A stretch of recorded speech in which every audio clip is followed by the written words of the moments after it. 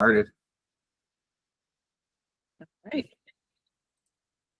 All right, everybody. Just so you know, we are being recorded, and all of our meetings. If you don't know, the recordings are posted on the website. So if you ever need to go back and want to listen to my amazing meetings again, if you missed something, or if you weren't able to attend, or you want to share this link with other people so they can actually see it because they missed the meeting. Absolutely. So we always carry that. We always put the recordings there, and then the newsletters are always there as well. So you can find them all, which is actually amazing to me that we have that many listed, because I can't believe we've had this many meetings so far when I first wanted to start doing these program director meetings. So that's actually pretty cool. Let's just jump right into the news. I don't want to say new, but an upgraded recertification process, or the application that we just pushed out. So for those of you that don't know, in the application itself, it does now want you to upload your continuing education credits, because we are cross-referencing them to make sure that they were actually attended and actually there. But the caveat to this is, it is only if you are recertifying your state, your Arizona certification. If you are national registry, nothing has changed, right? National registry, you carry on just like you normally did. If you do not have national registry, and you only carry state, when you go to do the application, it is going to tell you to sign the attestation, and then it is also going to tell you to upload your continuing education certificates so we can cross-reference them. Now, there's been some discussion on that. Does it need to be the certificate? Can I just input my transcripts?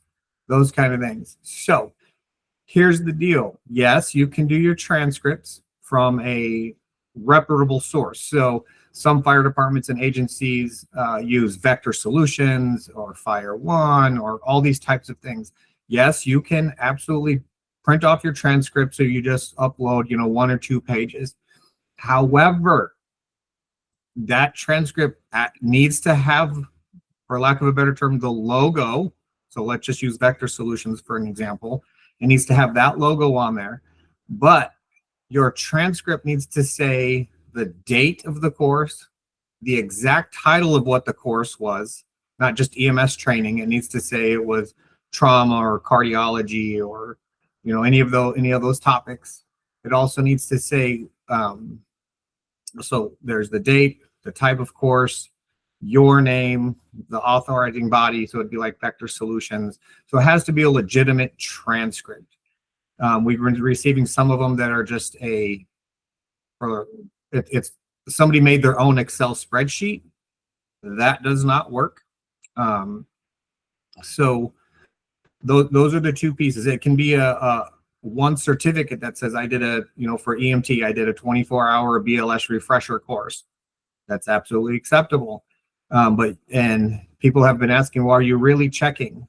Yes, our whole certifications team, plus myself and some of the other people, we are verifying that your continuing education is real. Not that anybody would want to try to fake it or anything like that. I'm not saying that, but we are looking at them. The other piece of that is it's going to have you upload your CPR card, if you're advanced, your advanced cardiac life support, PALS, all of those certifications. Those are also required. Now, the question we're getting on that, does it have to be American Heart? No, it does not have to be American Heart. The statute reads American Heart or equivalent. So if your organization uses ARREST, if it uses the Health Safety Institute, as long as those are at the healthcare provider level, right? So you can't take the community CPR. I mean, you could take it, but that doesn't count. So healthcare provider level, and then it has to be equivalent to the standards of the AHA. So that was kind of a down and dirty way of explaining that. Does anybody have any questions about that particular new certification process or application?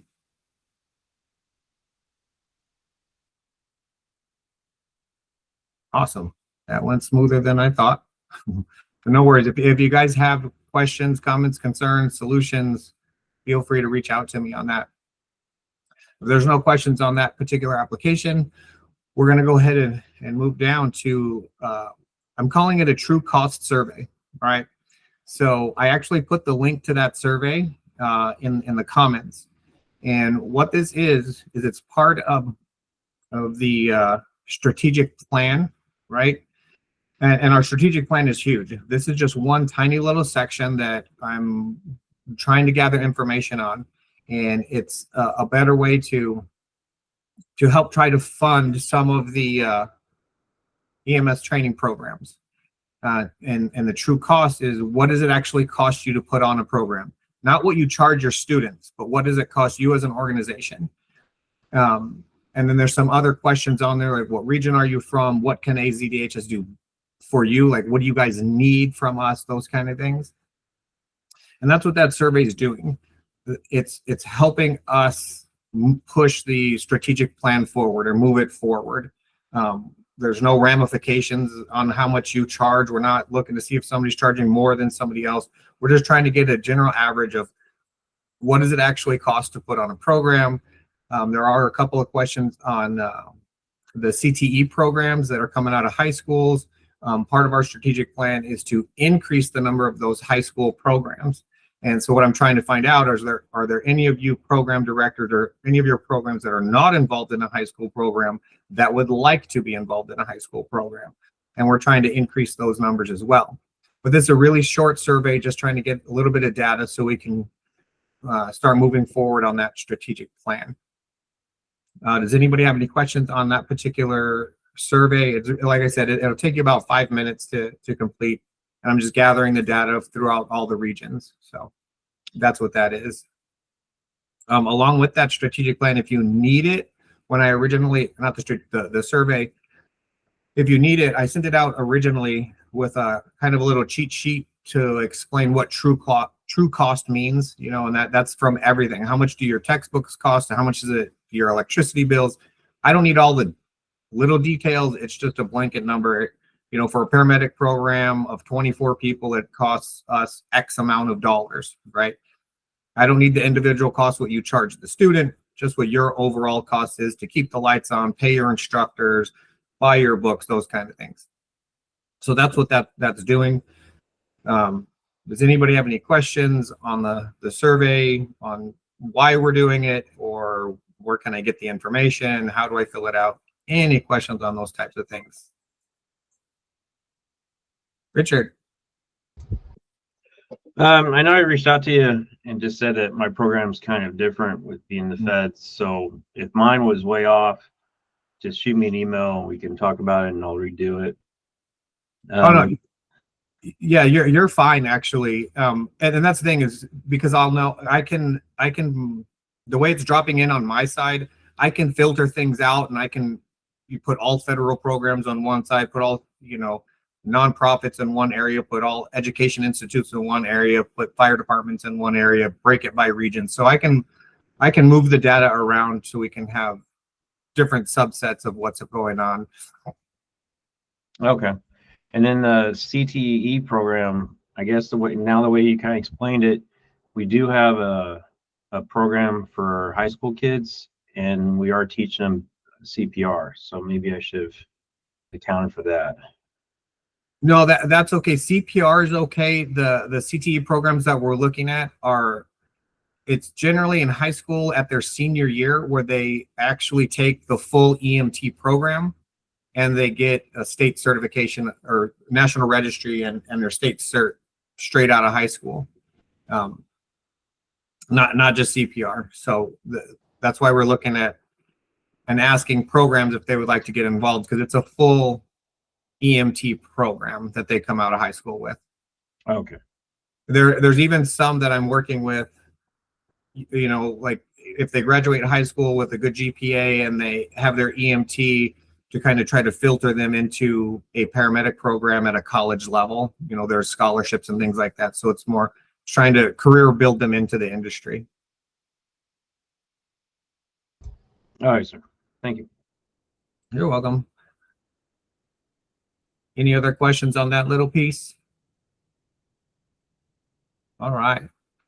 The other thing that I just wanted to touch on, because it's a trending issue, trying to find clinical and field time. And this is not just an Arizona, call it problem, where you have your students and you need them to go to the hospital for their clinical time. We're trying to find an organization where they can do their ambulance ride time. It's becoming harder and harder. And we've kind of established a couple areas of what's making it hard, right? And there's really 4 areas that make trying to get those things accomplished. It's the competition with other schools, the liability concerns on the organization, preceptor availability, and just logistics of trying to get everybody into certain spots. Now, when I say competition, we have to look at it in a broad stroke, right? We're not just competing with other paramedic or EMT programs. There's nursing programs, but there's respiratory therapy, there's psychology programs. So it's all healthcare that's trying to get into the hospitals or organizations for clinical time. Something that's been happening recently, like I said, this is a nationwide issue, not just Arizona, is we actually have outside the state of Arizona paramedic programs that are sending their students to Arizona to do their clinical time, because that's where they found a spot. And that happens in nursing, and it happens all over. The issue for us, as our bureau, we have no authority or regulatory presence to be able to tell them not to do that.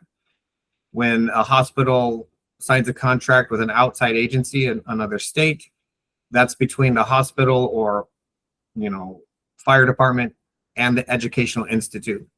Our bureau doesn't have the authority to tell them, no, stop coming to Arizona because we need those clinical spaces for us. Some on the other side of that is your liability concerns.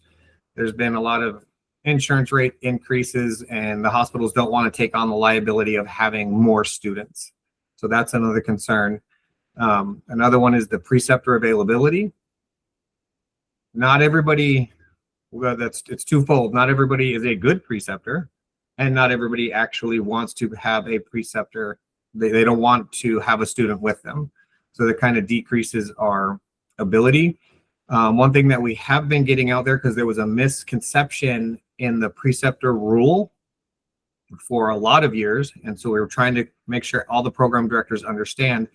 On the paramedic level, everybody used to think that to be a paramedic preceptor, you had to actually be a paramedic for 2 years.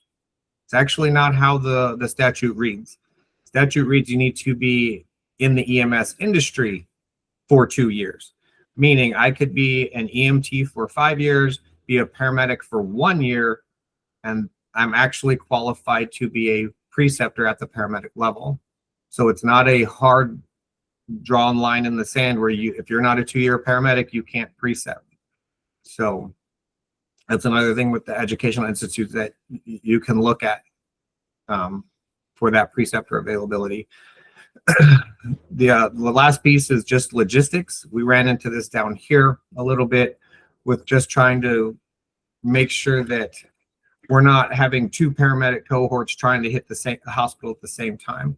And I know paramedics have 500 plus hours of clinical time to do, with multiple programs all running around trying to fight for the same spot. So just logistics of trying to get everybody on the trucks or in the hospitals is a concern. I know Pima College is actually looking at starting their program a little bit later, so it doesn't bottleneck everybody into the same time. So I just wanted to touch on that, the clinical and field time issue a little bit, that we are aware of it, and we're trying to find ways to help mitigate that. Are there any questions on that particular topic? Awesome. We are moving right along. The last thing I want to talk about is actually funding of EMS programs or paramedic schools. So trying to leverage federal and state grants right now is really, really hard. There's all kinds of things going on, but there's some other things that I'm looking at to try to help raise either awareness or funding themselves, is trying to seek out sponsorships with hospitals I know I'm dating myself. In the long ago, my paramedic program was actually ran through the hospital. It was sponsored by the hospital paid for it, all those kind of things. So that's another avenue. But we're also looking at, tuition models and, partnering with the university. There's also some workforce, like Arizona specific programs, like in rural health and workforce development. There's some student aid stuff with Arizona LEAP. So I'm looking at all different kind of models to try to help increase funding. I said try to help. I'm still looking at it. I don't know how successful I'm going to be, but we should always try to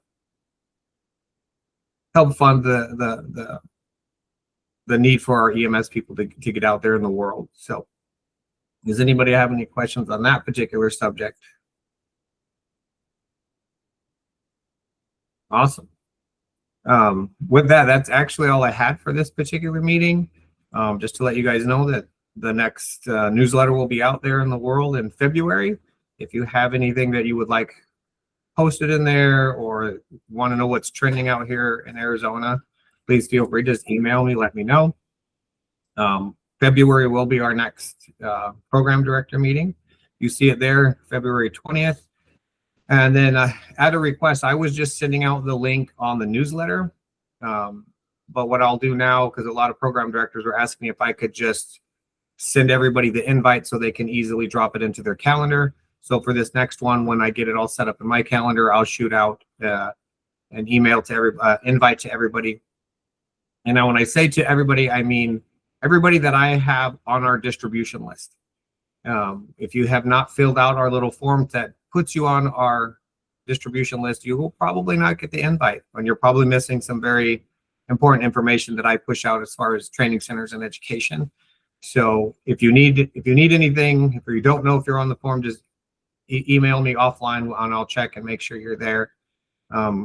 Because I know we don't have everybody, because we have 118 training centers in Arizona, and I think currently there's about 50 people on that distribution list.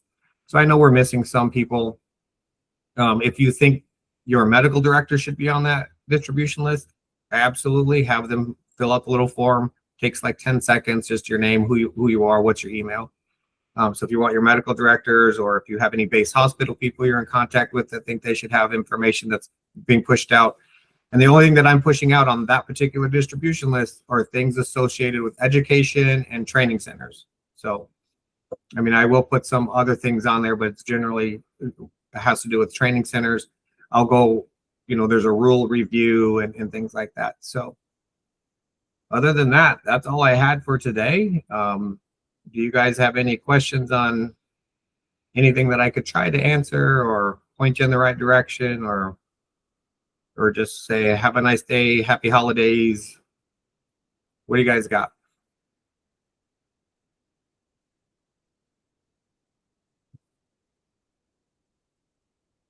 All right. Oh, you're welcome, Kevin. You guys have happy holidays too. If nobody has anything else, we'll go ahead and we'll end this meeting. And like I said, in a little while, either later today or probably next week, we'll have this recording up so you can share it with everybody if they didn't get to meet. And other than that, you guys have a great day.